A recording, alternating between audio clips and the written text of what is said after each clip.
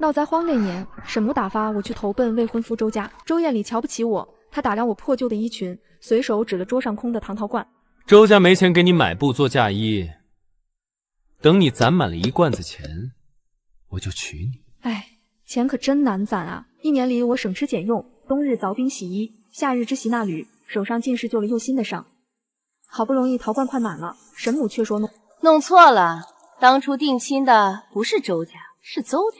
邹家花轿来接人时，周艳里不在，小厮常喜的面色也有些为难。那邹家忒穷，娘子嫁过去，恐怕连吃饭的锅都没有。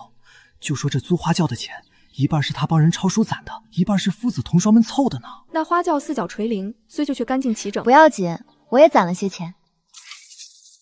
抱着那个小小满满的陶罐，我上了花轿。常喜忍不住为自家主子周艳里说情。前些日子，少爷跟绸缎庄的李掌柜订了几匹红缎子，还派人去京城花大价钱订下1匹女儿红。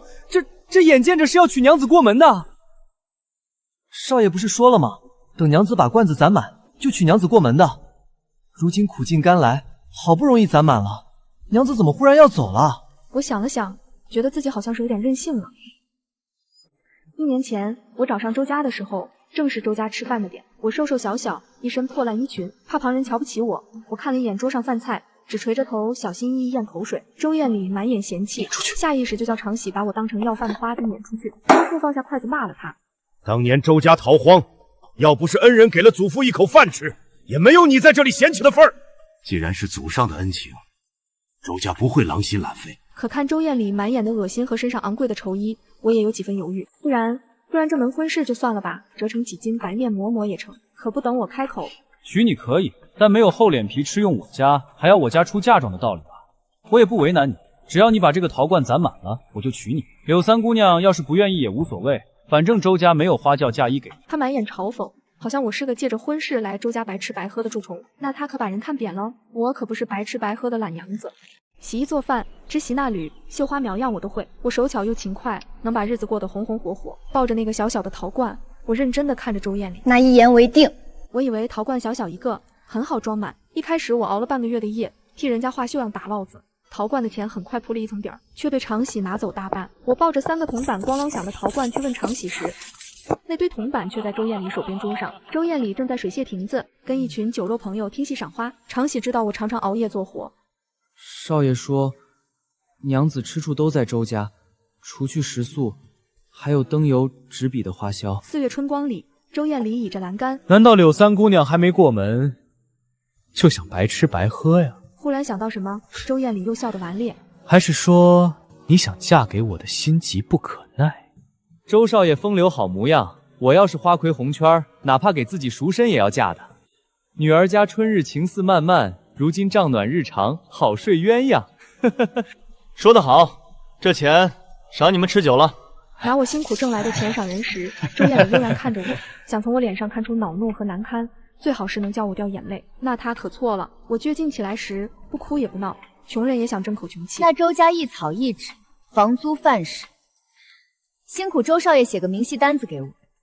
我相信周少爷堂堂男子汉大丈夫，总不会连自己的未婚妻都欺负。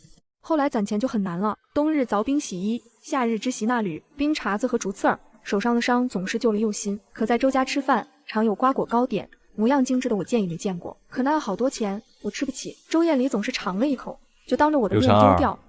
你这样的女子我见过很多，明明又懒又馋，眼皮浅，一心想嫁进富贵家过好日子，却还故作毫不在意。这话说的我又羞又愧，脸上火辣辣的疼。记住在沈母家时，我也是饿惯了，总是做很多活，还吃不饱肚子。从前秋收时我割了1天的草，回到家也没有人给我留一口汤饭，我就偷吃了弟弟半块冷窝头，被沈母阴阳怪气，指桑骂槐说了3日，说树上的蝉又懒又馋，眼皮子浅成日就知道叫唤。我不知道怎么反驳这话，因为我确实想留在周家。也许吧，也许我真的又懒又馋。冬日太冷，想吃上一口热乎乎的糕；夏日太热，想歇一歇，也想喝上一杯凉饮子。说到底都是怪我又懒又馋，痴心想过好日子。其实10日前，陶罐子已经攒得满处尖尖，我的好日子眼见着是要过上的。可是房里忽然遭了贼，我心里清楚那贼是谁，因为陶罐的钱只偷去了尖尖，还给我剩下大半，为什么不全偷了？那时周艳里躺在院中藤椅上，脸上盖着梳心虚的假寐，并不敢看我红了的眼眶。那贼跟你一样眼皮子浅，不成吗？以为我走了，他小心翼翼地从书下偏头看，又见我坐在葡萄架下用力的擦眼睛。喂，这个给你吃，不要你钱，你别哭了。那钱说不定等那贼想2天，想明白了就给你送回来了。我没有理他，抱起陶罐，一声不吭的走了。常喜提起这件事，希望我念起旧情。本来说好了都偷走的，但是少爷犹豫了，又给放回去了，就偷拿了一小把。其实我看出来了，少爷早对娘子动心了，只是少爷性子轻狂惯了，他自己还没转过来弯，不肯承认，所以才偷了娘子的钱，想再缓些日子。想明白了就……见我不言语，常喜心里升起一丝希望。再说了，那邹家忒穷，饭都吃不起，花轿也是凑钱租的。他说邹家很穷，可眼前的花轿4角铃铛擦得一尘不染，轿子中间的软垫是新的，针脚杂乱却密，一看就是用了心。黄昏时有风吹过，那铃铛就叮叮咚的为邹家公子说一说情。不要紧，我正好也攒了些钱。我坐进了软和的花轿，常喜急得快哭了。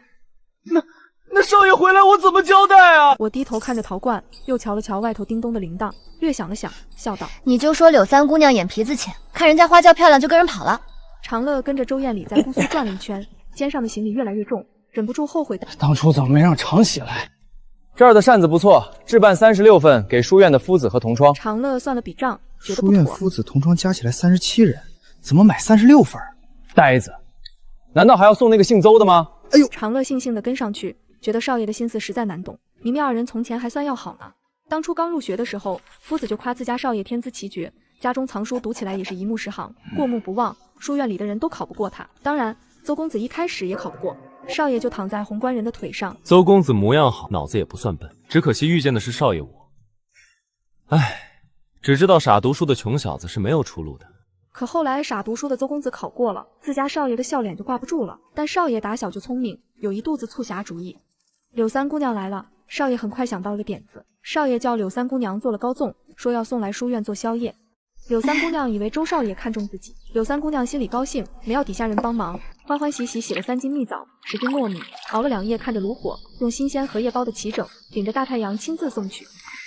自家少爷当然瞧不上这些甜腻吃食，不过是想拿来捉弄邹公子。柳三姑娘刚送来，就被少爷当面扔了。少爷以为邹公子穷，会把这些糕粽捡回去吃，可是没等来邹公子，倒是把柳三姑娘气得眼泪在眼眶里打转。还是邹公子看不下去，捡起来拍了拍荷叶上头的灰，咬了一口。好好吃。柳三姑娘破涕为笑，那蜜枣是我一个个挑的，魂儿都去了。看眼前2人像一对璧人，少爷心里像扎进了枣核，更不舒坦了。碍于夫子训话，说同窗情谊，他还是请了邹公子登船听曲。邹公子看了眼风情万种的宏观人，淡淡拱手。邹某已经定亲了。又叫宏观人轻轻叹一句：易得无价宝，难得有情郎。邹家又穷又抠，未婚妻过了门，怕是当晚就要跑。哼，谁要是嫁给了邹呆子，有的是苦头吃。连女人的手都没摸过，他知道怎么疼女人吗？想到邹公子那不解风情的样子，又想到自家少爷一路为娶柳三姑娘才买的东西，酒要20个年头往上的，嫁衣要苏绣的，花轿要10位工匠赶工的，哪怕是娶天上的仙女儿也不过这样了。谁要嫁邹家，那可真是守活寡了。少爷才是花丛里待过，知冷暖的，不然柳三姑娘怎么辛苦攒钱也要嫁呢？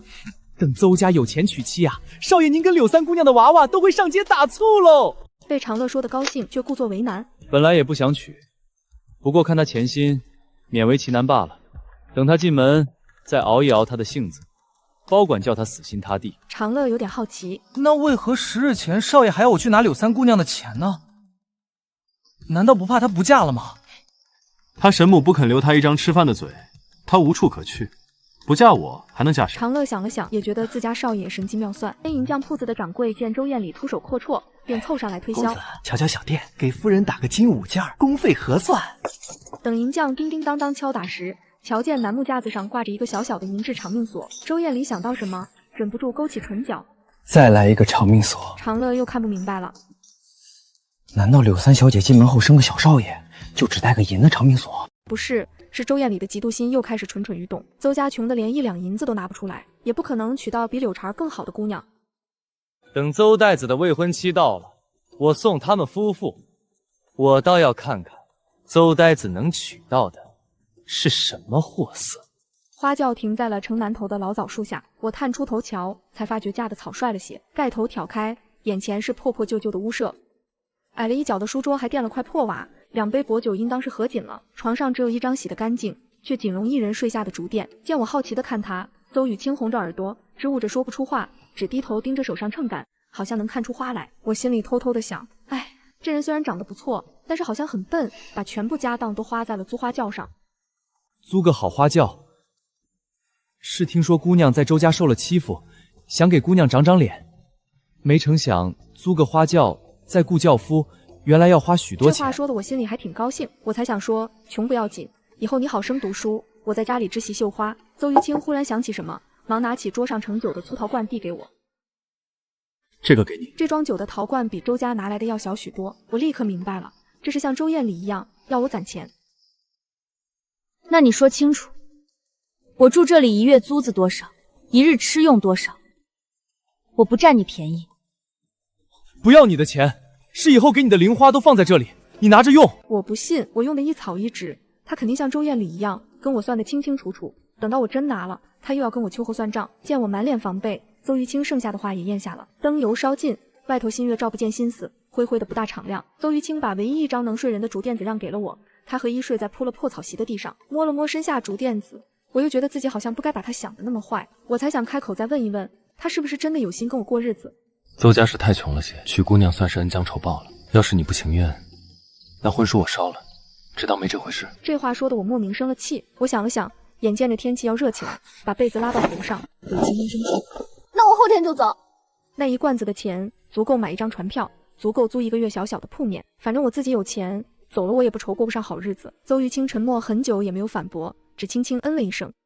第二日我晨起时，邹玉清已经去了书院，桌上留了张字条和饭食给我，又叮嘱了罐子里的10文钱是给我的零花，说午后会有货郎穿街过巷叫卖，可以买些炒米和麦芽糖当零嘴吃。要是罐子里的钱不够用，可以赊欠，回头他补上。拿着那张字条看了看，我想邹玉清这个馊抠男人，字还写得挺好看，怪不得抄书都能挣钱呢。午后货郎挑了担子叫卖，我没买零嘴，买了些丝线和竹篾。午后坐在枣树下慢慢的织席子。我想了想，虽然邹玉清要退亲，可那花轿的人情总是要还。那酒罐子里的钱我先不动，自己心里还要暗暗记下账。等秋天到了，他跟我连本带利算账时，我把罐子放到他面前，他肯定傻眼。风吹过矮墙，送来院里一架蔷薇香。晚饭时，邹玉清做了丝瓜炒蛋、数数窝窝，还有他带回来的一朵红绒花和一包炒米糖，放在床边。丝瓜炒蛋，邹玉清比我少吃了5口鸡蛋，数数窝窝也比我少吃了1个。红绒花我不要带，炒米糖货郎说2文钱1块，我心里偷偷记着账。看见我筐里放着的丝线，邹玉清似乎很高兴我用了罐子里的钱。往后日头晒了，就不要编席子了。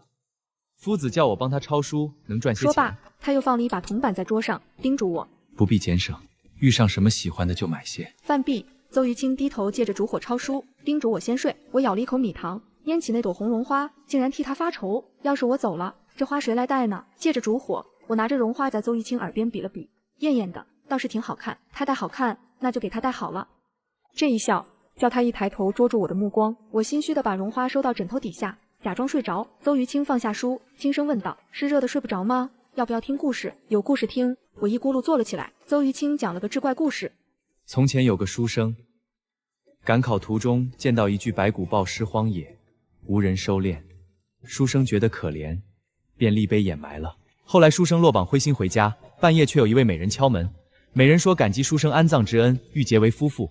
二人从此过上了幸福的生活。我撇撇嘴，有点失望，好没意思。邹玉清却温温笑道：“你接着听呀。”后来林家的男人知道了，羡慕不已，连夜也去寻找无名尸骨，终于让他找到了一具。林家男人又惊又喜，连忙掩埋了，等着美人上门报恩。功夫不负苦心人，半夜邻居的门也被敲得震天响。恩公，安葬之恩，洒家感激不尽。那后来呢？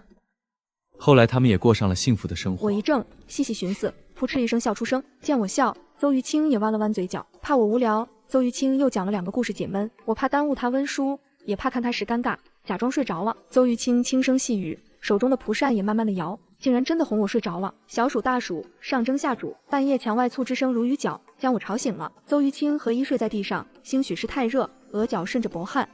我刚刚眯了一会，现在也不太困，就接过他手中蒲扇，轻轻的给他扇着风。我撑着手一边扇风，一边想着那红绒花是别在他鬓边，还是簪在发上呢？借着半月星光，想着邹玉清簪花的样子，我不自觉也笑了。那明天先不走了，等这个席子织好了送给他再走。我当然也不是吃亏，就当抵了3个故事和那块米糖喽。我心里越想越敞亮，他对我好一点，我就还他一点。等以后我走那天真算起账来，他说我给你讲故事，我就说我给你扇扇子；他说我给你买了米花糖，我就说我也给你编了凉席，可不就是谁也不欠谁的了吗？可邹于清给的有些多，让我一下不知道怎么还。知道我怕热，他买了个小小的藤枕，睡着不会出一脖子的汗。上午货郎送来了一包乌梅饮，说是邹于清特意跟他要的，用井水泡了，午睡醒了喝一杯最消暑。夏昼长，树影短，我靠在小藤枕上，心里吹进一阵凉丝丝的风。这是从小到大第一回，我能偷懒睡个午觉，门却被拍得咣咣作响。有不速之客。你这丫头才睡起，早晚被夫家嫌弃。沈母牵着弟弟，看着我脸上藤枕的印痕，抓了一把米糖塞给弟弟，眼睛在屋内乱瞟，嘴上不住挑剔。当初在家怎么说你的来着？又懒又馋，将来被休回家，看你上哪儿哭去？上哪哭？我哪也不去，我攒了一罐子的钱，等着回去盘个店面，就再不用看人脸色过日子。弟弟看见那包乌梅饮，撒泼打滚要喝，我扭过头不想理会，沈母却忽然叹了口气说：“好，总归也是看你成家了，我就放心了。”沈母从来不给我好脸色，这软话说得我心里一酸。等我打了井水回来，却发现沈母早拉着弟弟走了，桌上那包乌梅饮和米糖也不见了。我叹了口气，算了，就当送他们了。我接过席子，慢慢的支。下午时货郎又来一趟，我想着那包乌梅饮是邹于清买的，总该让他也尝上一口。我去糖罐子里拿钱，却发现床下的糖陶罐空空如也。我猛地想起中午沈母乱瞟的眼睛和不告而别，跟货郎大哥解释了2句后，我匆匆夺门而出。沈母闭门不见，见我拍门反而恼怒骂我没有证据，血口喷人。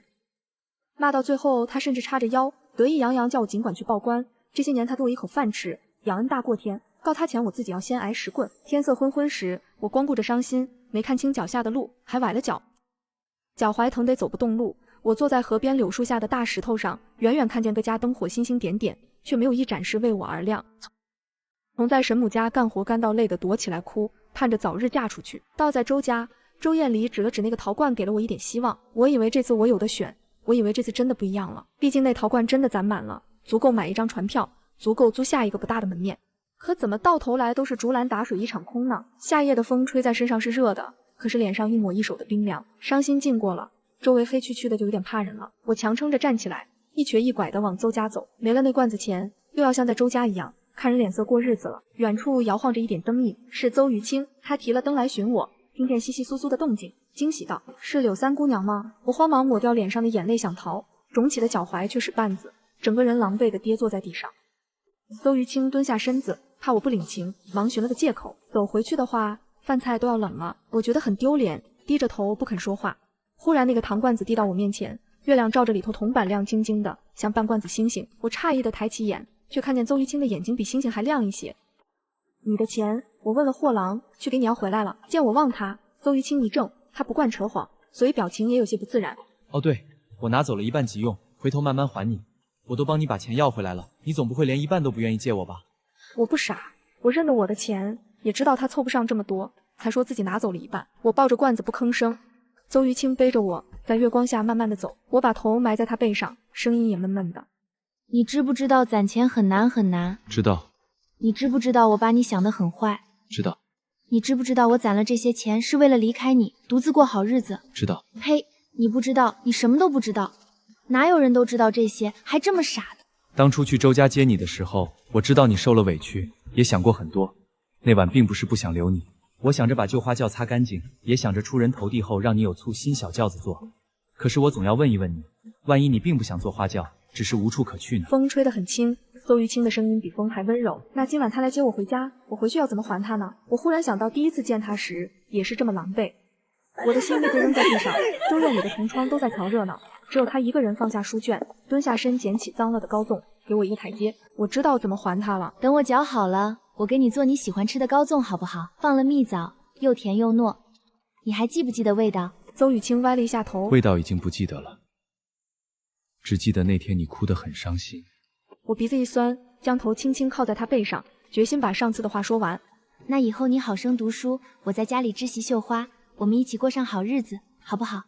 好。月光像糖，铺满回家的路。我知道钱装在罐子里，罐子会叮叮咚咚的响，可我现在才发现，原来装一个人在心里，心也会扑通扑通的响，一直响，一直响。我把耳朵贴着他的后心，哭累了昏昏欲睡时，小声抱怨他的心事。邹雨清，你这里一直响，好吵。哦，那我尽量先不想你。邹于清走得更加小心翼翼，末了竟然也有点束手无策的苦恼。对不起啊，阿婵，我好像办不到。周艳里回来第一件事不是回家，她早在明月楼定下酒席，宴请邹玉清和他的妻，说是贺他新婚之喜，其实是想叫他们看看自家聘礼的阵仗，好叫他自惭形秽。最好再晃一晃邹妻的眼睛，好叫他看一出贫贱夫妻的笑话。车上的聘礼卸在明月楼。好，等等。周艳礼吩咐长乐把柳三姑娘也叫过来。你去请她的时候，就喊她少夫人，记住了吗？你们悠着点儿。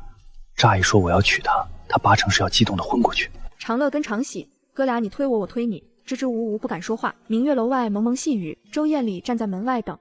哼，听说你娶了妻，人都到家贫娶丑妻，邹兄是不是怕丢人，所以不敢带她来？怎么带这么俗气的红花？不过还挺好看。算了，你过来我旁边坐着。我摸了摸鬓边的绒花。夫君，俗气吗？好看。阿禅戴什么都好看。周艳礼呆住了，结结实实的呆住了。他满眼不可置信，猛地上前。你叫他什么？柳禅，我问你，你叫他什么？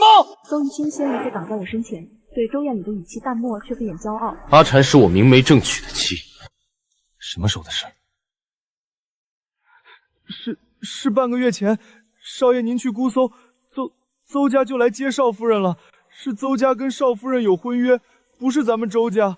小的也拦了，说少爷您心里很在意少夫人，说那邹家穷吃不上饭。少夫人一开始也有些迟疑，可是少夫人说不要紧，她有钱。周艳礼下意识就反问他哪来的钱，长乐快哭出来了。就是您叫少夫人攒的那一罐子钱。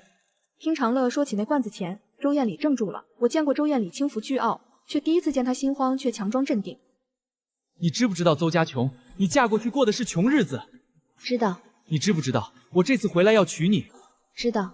那你知不知道我其实很早前……那不重要了。见我对上他的目光平静又坦然，周艳礼极力忍着妒意，低声下气的求我：婵儿，你现在往前走一步，到我身边来，我可以当你叫他的那声夫君是开玩笑。你从来没出过周家的门，剩下的麻烦是我来料理，就当我求你过来行吗？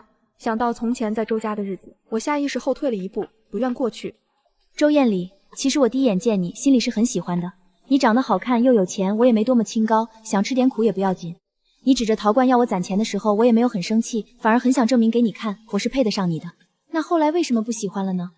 也许是你扔掉的高纵让我难堪，也许是总饿肚子，冰茶和竹刺儿扎手让我难过，也许是那小小一个却怎么攒也攒不满的陶罐让我灰心。这太像当年我家欠地主老爷的租子，不管我爹和阿娘怎么辛苦劳作也还不完。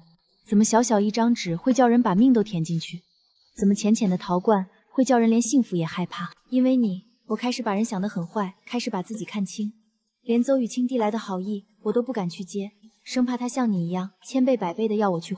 后来在邹家，我睡了很多懒觉，吃了想吃的点心，攒下一些零花，我才知道过上好日子没有那么难，我才发现原来被爱也不需要付出那么大的代价。邹玉清心疼地握住了我的手，想叫我安下心来。周艳礼满眼苦涩，哑着嗓子：对不起，怪我从前不知道你过得这么难。你知道，但是你不在意。但是没关系，我有了更好的，所以如今你的在意我也不想要。大暑出侯，腐草为营，邹玉清比往日更忙了，早出晚归，书也看得越来越晚。经县学教育们考核举荐，明年邹玉清就可以入州学了。人们都说能到州学念书，已经是一步越过龙门，拜官入仕也在抚养之间。沈母喘笑着拉着弟弟送来一包碎银，小心翼翼去看邹玉清的脸色。周老爷拿拐棍打着周艳礼登门攀亲，笑呵呵地摁着周艳礼的头，认我为妹妹，收下定礼。登门拜访送礼的络绎不绝，我都一一谢绝了。唯独货郎送来了2瓶伤药，劝我一定要收下。见我诧异，货郎也愣住了。邹兄没跟你说，他受伤了。当日他说你沈母偷了钱，他立马一纸状要告你沈母行窃。为了一罐子钱就亲亲相告，将来邹兄当了官就是画饼，被人揪着爬不上去的。我劝他说不值当的，但是邹兄是个榆木脑子，说如果他不帮你出头，就更没人护着你了。县爷跟他老师是故交，不肯叫他折在一罐子钱上头，不接他诉状，反打了10棍撵出去了。后来邹兄就去求老师预支抄书的钱。哎，他这个人又倔又清高，从前饿死也不开口求人的。我怔住了。那天他背着我，任由我的眼泪浸在背上，他只安安静静听我说话，帮我擦眼泪，却没有提起一句自己的伤。午后蝉鸣渐噪，手上那卷席子就和着甜蜜的眼泪慢慢的织。我才发现这些时日过去，这卷席子不知不觉织的宽大，铺在床上正正好好，足够2个人睡下。晚间时候，我铺好了床，邹玉清也熟练的打了地铺。我坐在床上，摩挲着手上药瓶，不知为何开始结巴，烛火摇曳，一世沉默。你过来，我帮你上药。不知什么时候，我的脸越来越烫，他的呼吸也越来越沉。好了，邹于清并不穿好衣裳，直勾勾地盯着我，忽然揽过我的腰，在我侧脸轻轻啄了一下。我壮起胆子，抬起脸飞快亲了他一口，下意识想逃。我不是想亲他，我是想他啄我一下，我总要亲回去一口，万一将来算起账来，可不就是谁也没占谁便宜吗？他却牢牢箍住了我的腰身，叫我逃无可逃。我低着头不敢乱看，声音细如蚊呐。可是你的伤已经不疼了。见惯了他沉默寡言，见惯了他君子谦谦，第一回见他衣衫半退，于牡丹花下俯身折腰，像个诱哄良家的艳鬼。有风吹过树儿窸窸窣窣，有纺织娘、单与金铃子的叫声，有葡萄架下牛郎织女私语。可一切热闹的声音忽然在他吻上来的一刻万籁俱寂。月儿圆，红烛摇，如饮蜜糖，夏梦长，竹殿凉，好睡鸳鸯。邹于清番外，同窗促狭地肘了下邹于清，想看这个邹木头笑一笑。怎么样，邹兄？这个骷髅报恩的故事是不是很有意思？邹于清对书生编出的艳鬼狐女传说并不感兴趣，却不知道为何独独记住了这则，还能讲给他听。大概因为故事很像他和阿禅吧。不过他是报恩的男鬼，阿禅是收敛的恩人。看他沉沉睡去的脸，邹于清轻轻为他扇着风。想到当初第一次见他，是他随着灾民的队伍逃荒，挨个敲门，忍着白眼和讥讽讨些饭食。他饿了4天，已经红了眼。柳三姑娘的沈母指着他训斥儿子：懒汉才会当乞丐，你以后不好好念书，就会像他这样。好好念书。邹于清想笑，想放声大笑。这世道里上山做匪道上有一条生路，好好念圣贤书的，要么守节饿死，要么鱼肉乡里。人到绝境时，他连良心都饿死了。邹于清哆哆嗦嗦捡了块破瓦，恨自己只敢抢那个瘦瘦小小的姑娘。但是抢了她，就算开了个头，往后杀人劫掠，不过一步步豁出去就是了。半块破瓦还没指着他时，他把自己剩的半个冷窝头又掰了一大半给他。这是我给你的，不算你抢的。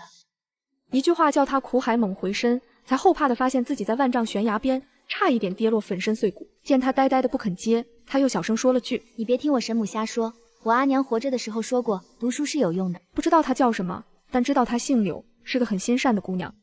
后来几年颠沛流离，安身下来，他攒了一点钱，就托媒人上门说了这门亲事。神母并不关心他的婚事，拿了定礼就随口胡乱应了下来。阿禅心善，当年见不得人活活饿死，也曾省下一些口粮给旁人，所以他来周家投奔，也阴差阳错地对上了一份恩情。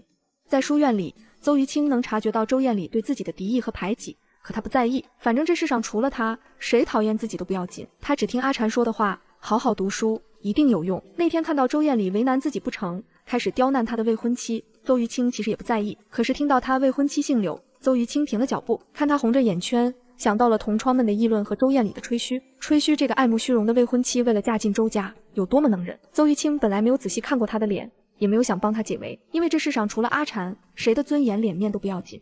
他本来不想多管闲事，可是谁叫他也姓柳呢？邹于清冷冷地扫了周艳里一眼，头一回觉得这个从前跟自己成绩不相上下的纨绔公子真的很蠢，蠢到连自己的心意都察觉不到，蠢到作践旁人也作践自己。不过还好他蠢，周艳里自作聪明，自己就笨拙诚恳；周艳里刻薄自大，自己就温柔小意。阿禅抱着陶罐虚张声势，嘴硬心软的样子真好看。阿禅偷看他吃饭，苦恼算着算术的样子真可爱。他装睡，他拿起扇子给他扇风，扇到睡着的时候，邹于清轻轻一笑，就知道以退为进，叫他慢慢喜欢自己并非没有可能。可他神母欺负他，偷了他的钱，他应该卑劣的窃喜，窃喜这样他无处可去，只能留在自己身边。可是一想到他会哭，会害怕，自己的心就像被狠狠攥住，说不上的心疼。当下无法为他讨回公道，就凑一笔钱给他。其实那天晚上他还想要不要展示背上的伤，好叫他再早一点，再死心塌地一点喜欢上自己。可看他哭红的眼睛和肿起的脚踝，就一点狡诈的心思都没了。月光像糖，铺满回家的路，罐子里的铜板叮叮咚咚的响。他趴在自己肩上，呜咽着说了好多的话，说什么他不知道攒钱很难，不知道他把他想得很坏，不知道他要离开的傻话，还说他傻。明明他也什么都不知道，不知道他有多好，不知道他心思多坏，不知道他早就把他装在心里，扑通扑通响了好多年。我抱着那个陶罐坐在院子里晒枣子。邹于清从书院回来比往常早了许多，他手里提着一尾鱼，说是先生给的。我看了看鱼，又看了看他，忍不住笑。你今日怎么这样高兴？他把鱼放进水盆里，然后蹲在我面前。先生说我明年可以参加乡试了。我的手顿了一下，手里的枣子差点掉在地上。真的吗？真的。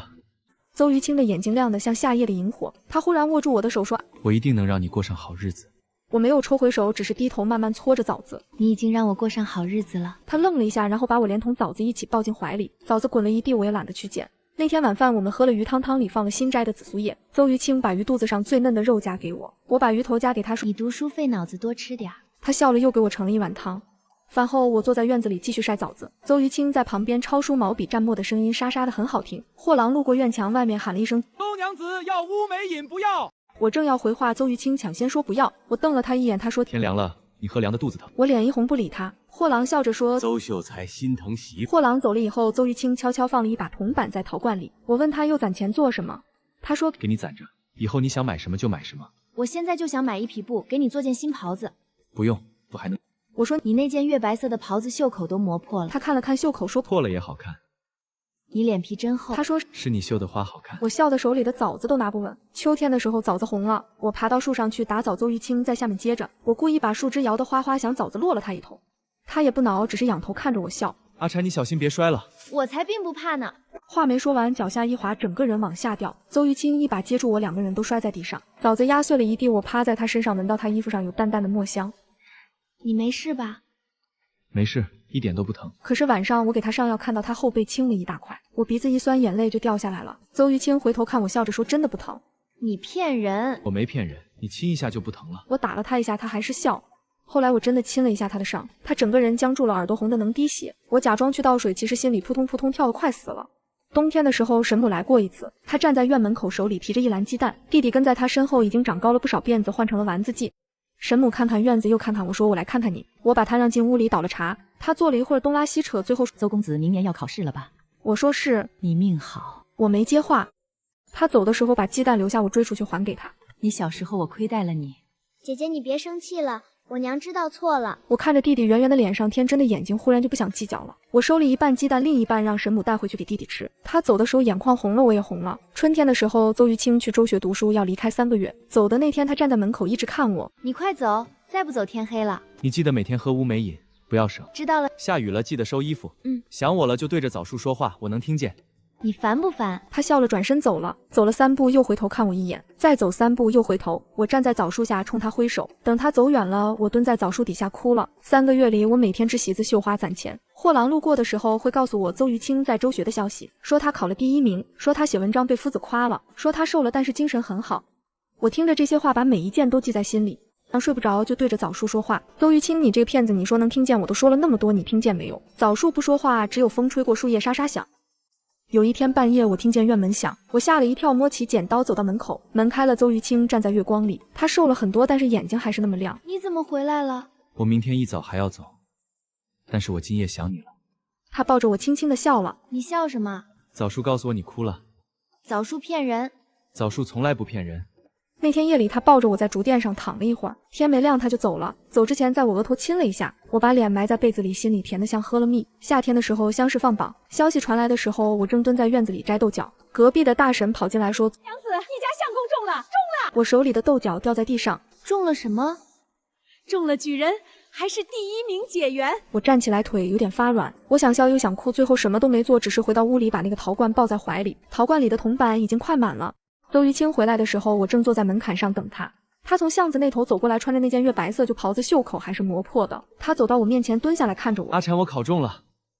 我知道。他把我连同陶罐一起抱起来转了一圈，我吓得叫了一声，罐子里的铜板叮叮当当洒了一地。周围的邻居都出来看热闹。我脸埋在邹玉清的肩上，不敢抬头。他放下我，然后当着所有人的面说：“阿婵，以后你不用再攒钱了。那我的陶罐怎么办？你存着的那些铜板，我会一点一点还给你。怎么还？